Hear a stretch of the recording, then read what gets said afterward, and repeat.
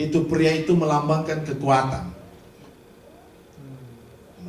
Pria melambang kekuatan di sini. Di waktu muda.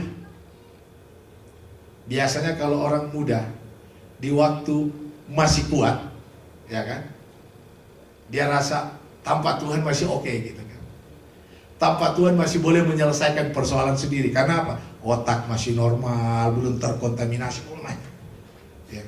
Maka Tuhan katakan, orang yang seperti itu lebih baik dia selalu berserah kepada Tuhan, merendahkan diri kepada Tuhan.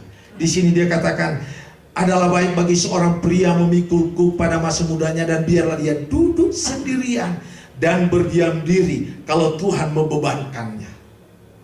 Berdiam diri saja, bersyukur kepada Tuhan. Dan biarlah ia merebahkan diri dengan mukanya dalam debu. Mungkin ada harapan. Biarlah ia memberikan pipi kepada yang menamparnya. Biarlah ia kenyang dengan cercaan. Luar biasa pengajaran Tuhan. Di tengah-tengah cercaan, di tengah-tengah orang katakan, ya, hari-hari ibadah, hari-hari berdoa. Tapi kita yang nggak berdoa, nggak ibadah, masih lebih oke gitu. Kadang-kadang itu hati kan. Saya masih ingat istri saya. Kita sama-sama bekerja di satu tempat.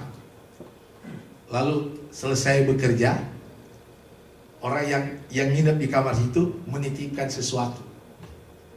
Karena istri saya selalu tinggalin tulisan kecil, God bless you.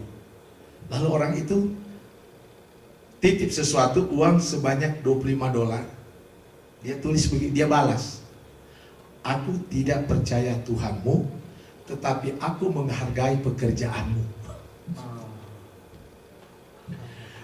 Aku tidak percaya dengan Tuhanmu, tetapi aku menghargai kerjamu. Dikasihlah situ $25. Alkitab yang di ruangannya dia disimpan.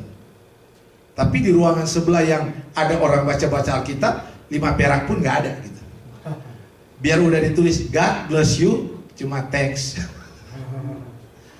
Jadi kalau mau timbang-timbang ini, masih orang yang tidak percaya Tuhan masih lebih oke. Paling tidak dia boleh nggak percaya Tuhan, tetapi menghargai kerja orang. Jadi kadang-kadang kita orang, aduh, ini dari Tuhan atau cuma aku dihargai oleh karena.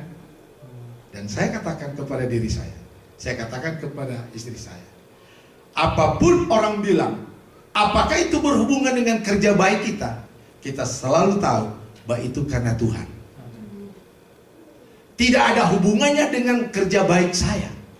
Tidak ada hubungannya dengan saya begitu bagus mengerjakan. Tidak ada hubungannya dengan karena saya begitu baik hubungan dengan bos. Nggak ada hubungannya sama sekali. Yang ada erat hubungannya karena Tuhan itu baik bagi kita.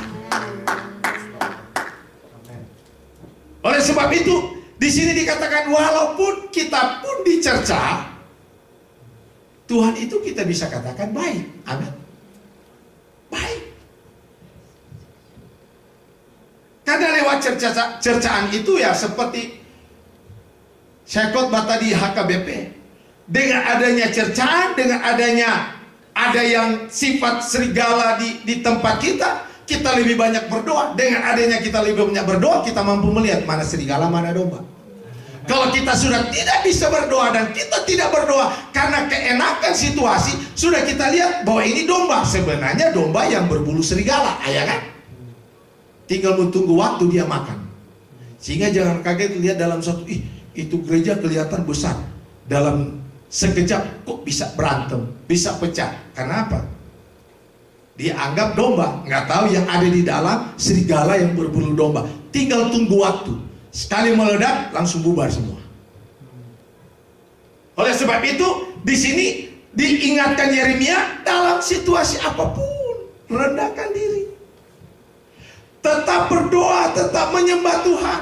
Dalam berada di zona aman, berdoa. Dalam zona tidak aman, tetap berdoa.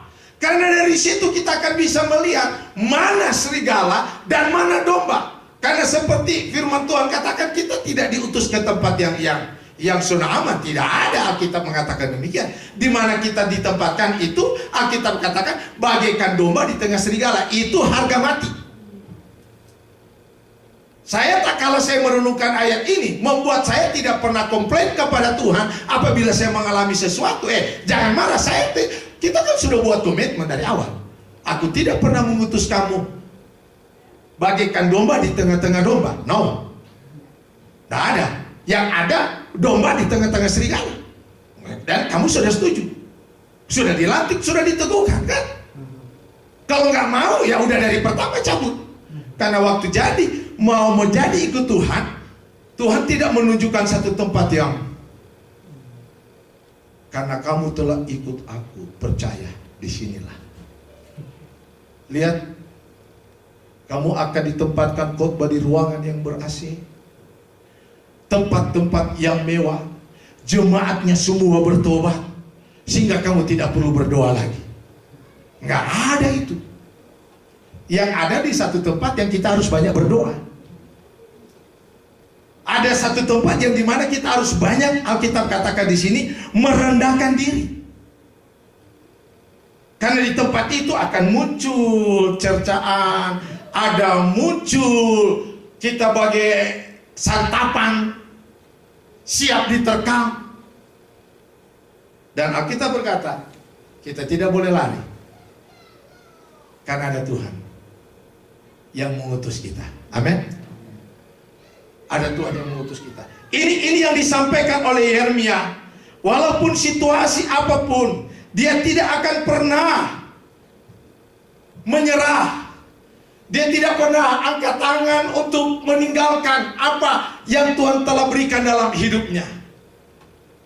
Bukan satu kebetulan peristiwa Israel yang Tuhan hajar di depan mata Yeremia, bukan satu kebetulan. Tetapi itu merupakan satu program dan rencana Tuhan untuk Yeremia. Dan saya percaya kalau itu terjadi bagi kita, kita belajar dari Yeremia. Yeremia tidak terperangkap dengan persoalan masalah yang mengikat hidupnya yang begitu berat. Di balik semua itu, dia mampu melihat kasih Tuhan yang tidak pernah berkesudahan. Dia mampu melihat, setiap pagi aku kan tetap menikmati rahmat Tuhan. Setiap pagi aku tetap menikmati kasih Tuhan luar biasa. Luar biasa.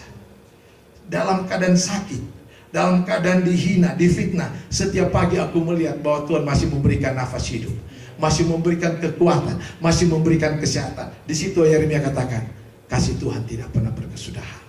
Rahmatnya selalu baru tiap pagi. Mari kita pegang ini dalam perjalanan hidup kita. Kita pegang, karena inilah satu-satunya kekuatan. Kekuatan yang luar biasa yang ada dalam diri manusia. Bukan kekuatan fisik, tetapi kekuatan yang luar biasa dalam diri manusia adalah dia memiliki iman pengharapan kepada Tuhan. Fisik boleh kuat, kelihatan tegar, tetapi kalau iman pengharapan sudah tidak ada, dia tinggal tunggu waktu. Tinggal tunggu waktu dia hilang dari permukaan. Kelihatan fisik lemah, tetapi kalau iman pengharapannya tetap kuat, maka dia adalah orang yang paling kuat. Karena pengharapan kepada Kristus adalah pengharapan yang akan mengembalikan segala-galanya apa yang hilang secara lahiriah. Secara fisik yang hilang akan dikembalikan. Seperti apa yang dialami oleh Ayub. Begitu banyak persoalan yang hilang, yang melanda hidupnya. Begitu banyak harta milik kesayangannya lenyap, tetapi pengharapannya dia kepada Tuhan tidak akan pernah hilang. Walaupun kawan-kawannya Elifas, Bildad dan Sofar menuding dia, ini karena kamu banyak dosa, ini kamu banyak kesalahan, begini. Dia tetap menaruh pengharapan kepada Tuhan. Dan lewat persoalan itu dia bilang pada Ayub pasal 42 ayat 2, sekarang aku baru tahu. Amin. Kalau dulu aku hanya mendengar kata orang, ada saat-saat tertentu Tuhan izinkan kita harus alami Sehingga kita berani berkata, bukan hanya sekedar mendengar kesaksian si A si B, bukan sekedar melihat dan membaca Alkitab bahwa Yesus menyembuhkan, membangkitkan orang mati. Sekarang kita berani katakan, aku telah merasakan semuanya itu. Kalau dulu aku hanya mendengar kata orang, tetapi sekarang pada saat dia menaruh iman itu, apa kita katakan? Ayub pasal 42, Tuhan kembalikan berlipat-lipat kali ganda.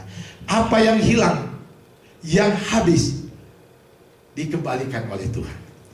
Kenapa dikembalikan? Karena dia tetap menaruh pengharapan kepada Tuhan.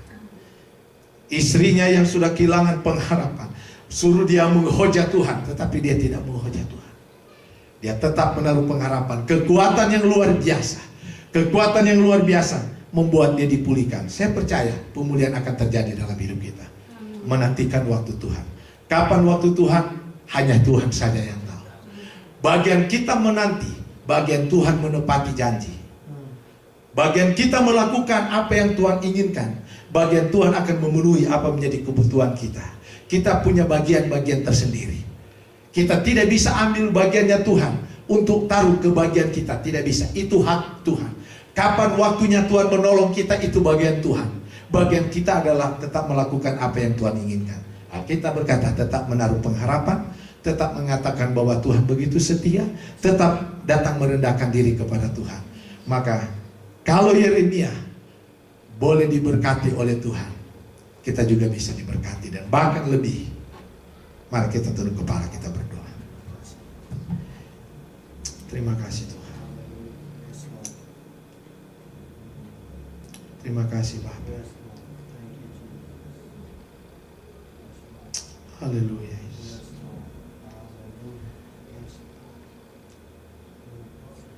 Haleluya.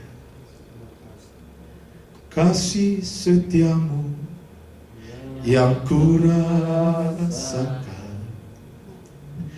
lebih tinggi dari langit biru. Kebaikanmu Tuhan, kebaikanmu yang telah kau nyatakan lebih dalam dari lautan, lebih dalam dari lautan. Berkat-Mu yang telah ku terima, berkat-Mu yang telah ku terima, sempat membuatku terpesona.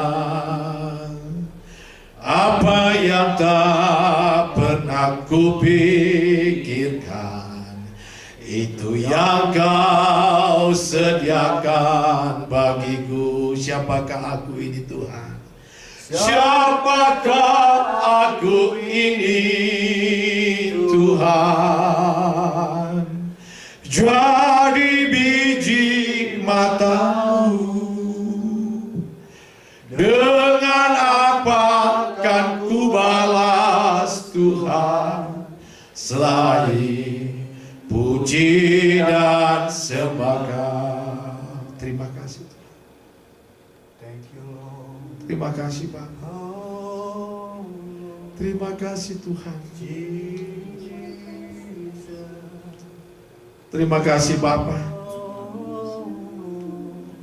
Ternyata apa yang kami alami tidak sebanding apa yang Kau lakukan bagi Yeremia dan umat-Mu Tuhan.